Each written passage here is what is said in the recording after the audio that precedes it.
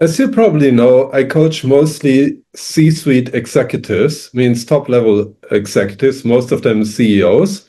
And one of them things that most of them have in common is that they deal with a lot of complexity. And my role as a coach is often to help them to cut through that complexity, sometimes to help them reduce that complexity, or to deal with it in such a way that they still can make sound and successful decisions. Now, to be fair, as a coach, I'm not the expert of the business of my clients. So I'm in no position to advise them what they should do or shouldn't do, where they could reduce complexity or not. However, what I'm going to do usually is I listen to them, I let them talk, but I don't just listen to the words. I don't even just listen to the body language and the facial expressions and the tone of voice.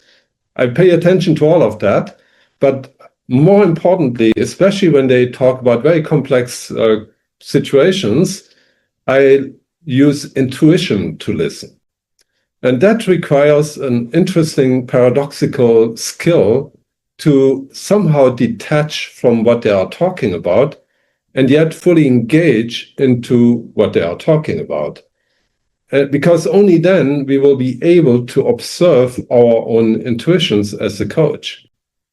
And it's often this intuition that provides new pointers to my coachees to think about, to explore, and that ultimately help them to make either better choices, or it may even help them to reduce the complexity where it's maybe not so required.